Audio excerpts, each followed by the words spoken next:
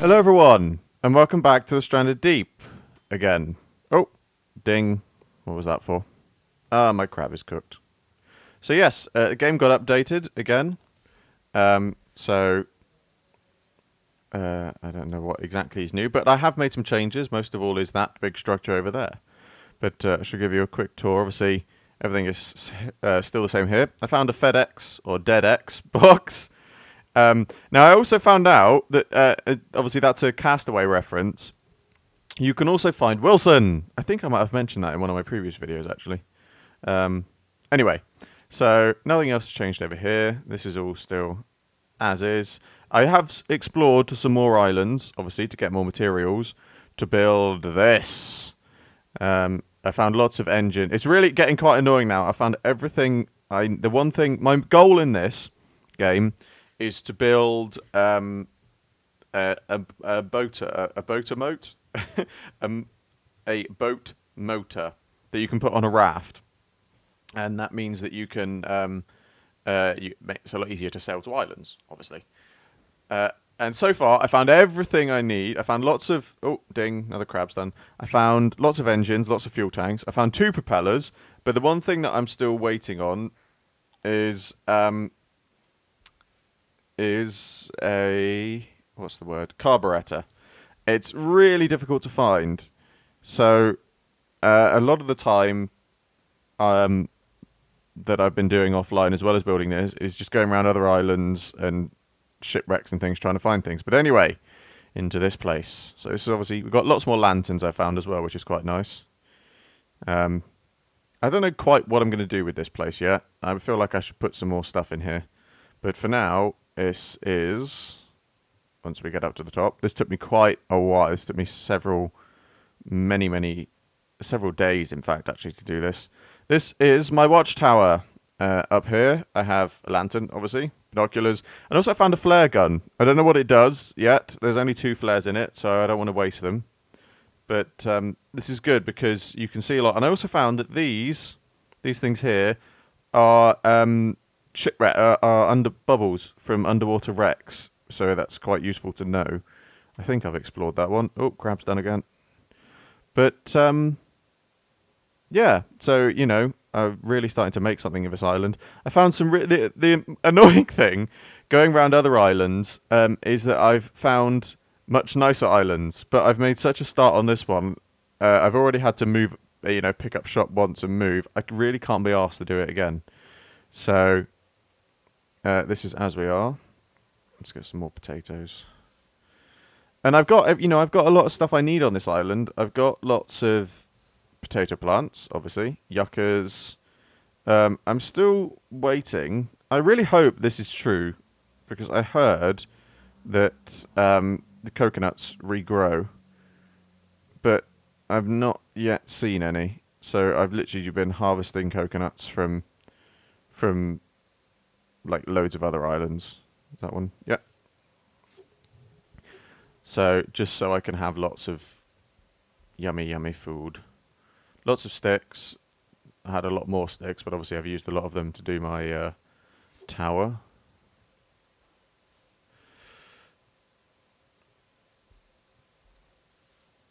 And I've also found a neat trick. I spent ages boiling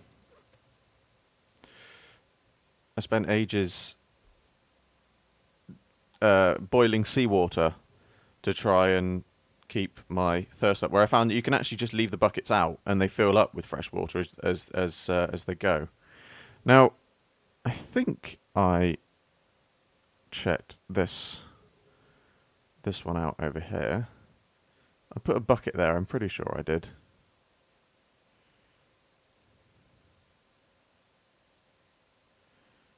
It looks like I did. I'm getting slightly more adventurous with checking shipwrecks for things, but I still get shivers whenever I hear what I call the Jaws music, because I really don't like sharks. I say I really don't like sharks. I love sharks. They are amazing creatures. They really are.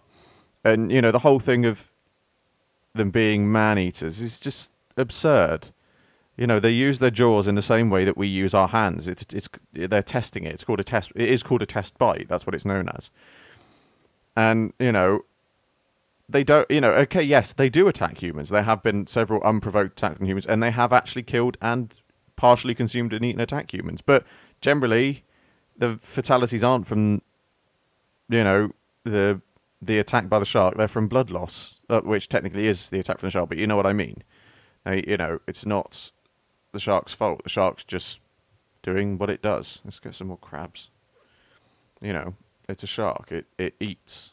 It attacks things, and that's what it does. It's, you know, they're very beautiful creatures. I find them terrifying, but they are very beautiful.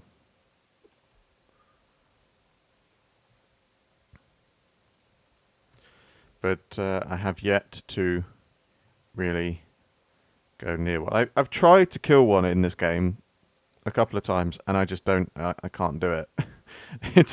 They're so hard to kill.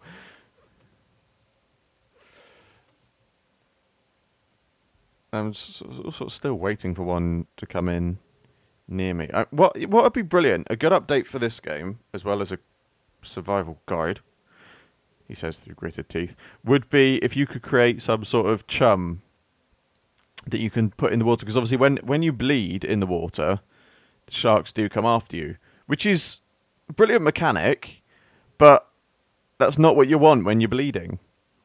You know, you want it to... You want to bleed, or you want blood in the water. No, don't drop the axe. You want blood in the water when you're trying to attract the sharks to kill them. So being able to create chum or something would be a really good idea. Oh, fire's stopped up. That's good. Also, the compass is invaluable if you're exploring other islands, because as long as you stay on a straight course and you know where you're going, it is very, very useful, because it's so easy to get lost in this game. And I've already, literally the amount of times where I think, even with the compass, I'm thinking, right, I'll go that way. I'm pointing at the screen, you can't see. I think, right, I'll go that way, and I don't end up where I thought I was. For example, I'm not sure if I've been to that island over there, so probably not in this episode. I might do it while I'm offline, or not recording anyway. But I shall go there. I'm pretty sure I've been there, because I'm getting to most of it. I'm thinking, literally going to like islands now, thinking, oh, I haven't, you know, all that island over there, I haven't been there. And I get there, and I find chopped down palm trees, and like, the other day, actually, I was like going along thinking, oh, I definitely haven't been to that island. And I went along, and I found that it was my first island, and I found like there was a half-built hut there. So it is quite easy to get lost in this game, but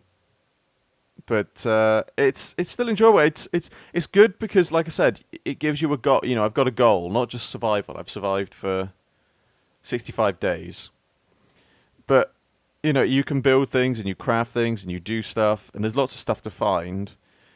Lots of really random stuff like the signs and everything like that. This is all the stuff that I need for my boat motor. I found lots of jerry cans of fuel, and I found the propeller and everything, but yeah, you know, there's compasses everywhere, binoculars, bandages, vitamins, antibiotics, morphine. And now the morphine is very important. I don't quite know how this works, but morphine heals broken bones.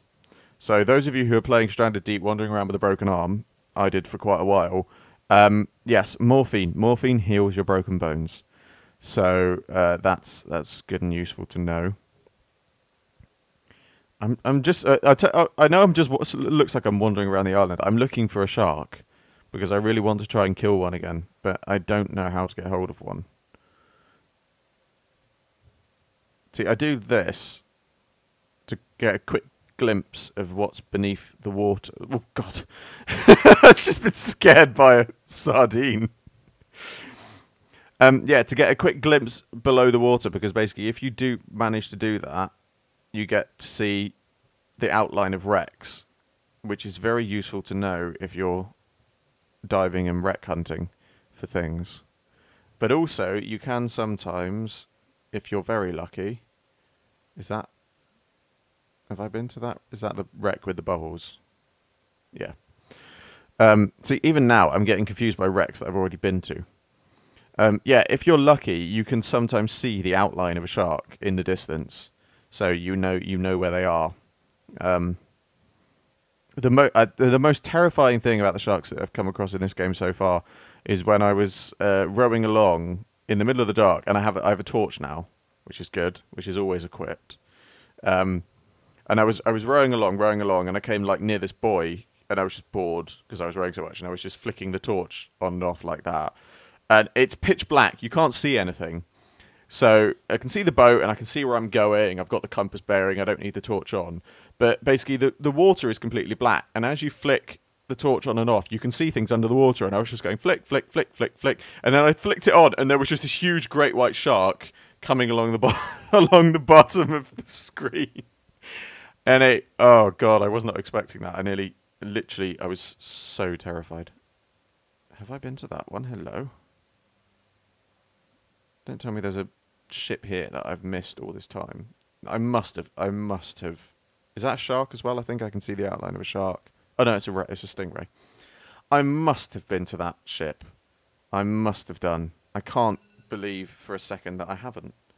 But I shall leave it there for this week. I hope you enjoyed this video. As always, like, favourite, subscribe, share. It really helps me out a lot. And I shall see you all with another video very soon.